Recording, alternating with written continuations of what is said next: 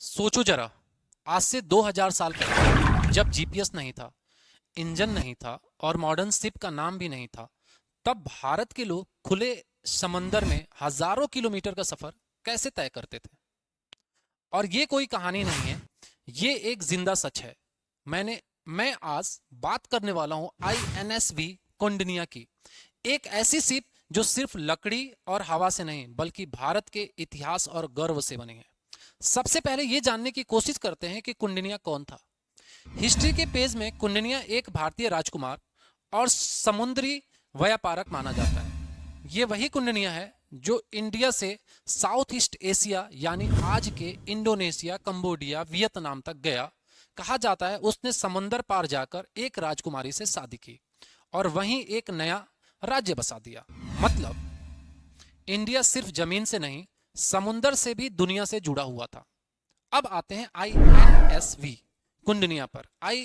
INSV कुंडनिया एक traditional wooden selling ship है जो बिल्कुल सेकेंड सेंचुरी की शिप की तरह बनाई गई। लेकिन इसमें ना तो कोई इंजन है, ना ही मॉडर्न नेविगेशन, सिर्फ हवा के डायरेक्शन से चलती है और रात में तारे और समुद्री एक्सपीरियंस के साथ। इस शिप के नाम आईएनएसवी इसलिए है क्योंकि ये इंडियन नेवी सेलिंग वेसल है। इसका पर्पज दुनिया को दिखाना कि इंडिया एक प्राचीन मैरीटाइम पावर था। इस शिप का डिजाइन कोई इमेजिनेशन नहीं है, यह डिजाइन मिलता है Ajanta painting, ancient sculpture, historical text. Ship बनाई गई सिर्फ और सिर्फ लकड़ी से, ट्रेडिशनल जॉइंट के साथ, बिना किसी मेटल किल के। जरा सोचो, बिना मेटल किल के सोचो जरा।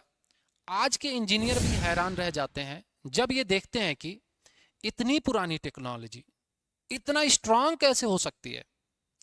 अब आता है कि इसकी बातें क्यों हो रही हैं। तो सबसे एक्साइटिंग पार्ट है 2022 में आईएनएसवी कुंडनिया ने गुजरात के मांडवी पोर्ट से इंडोनेशिया तक का सफर शुरू किया।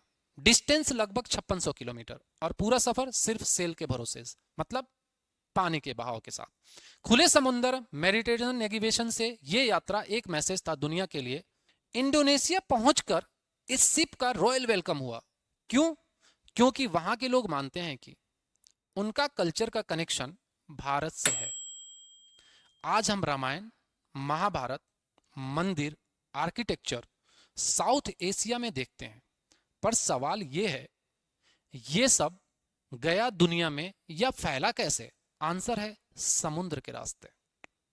आईएनएस वी कुंडनिया ने प्रूव करता है कि इंडियन ट्रेडर्स, सेलर, स्कॉलर्स समुद्र पार जाकर कल्चर, धर्म और ज्ञान का पिटारा लेकर जाते थे और उसको खोल देते थे। और फिर इंडिया ने एक बार दुनिया के सामने इतिहास लिख दिया। आईएनएसवी कुंडनिया से समुद्र की लहरों को चीरकर भारत की शान 14 जनवरी 2026 मस्कट पहुंची। खुले समंदर को चीरकर मस्कट पोर्ट पर पहुंचती है। जैसे ही शिप मस्कट हार्बर में एंटर हुई, ओमान का ऑफिशियल, नेवी और लोकल लोगों ने इसका ग्रांड रिस्पेक्टफुली वेलकम किया। ट्रेडिशनल सेल, इंडियन फ्लैग और आंखों में एक ही मैसेज, इंडिया सिर्फ आज पावरफुल नहीं है बल्कि हमेशा से था। मस्कट का ये वेलकम सिर्फ एक पोर्ट एंट्री नहीं थी, ये था हिस्ट्री का सैल्यूट टू हिस्ट्री। आईएनएसवी कुंडनिया ने ये याद दिला दिया कि इंडिया और ओमान का रिश्ता सिर्फ डिप्लोमेसी का नहीं है, समुद्र के रास्ते जुड़ा हुआ एक पुराना बॉन्ड है। आईएनएसवी कुंडनिया ने दुनिया को ये याद दिला दिया, इंडिया आज ही नहीं हमेशा से एक समुद्री शक्ति रहा है। ये सिर्फ एक यात्रा नहीं, ये पहचान है। इंडिया कभी आइसोलेट नहीं था, इंडिया हमेशा से कनेक्टेड था।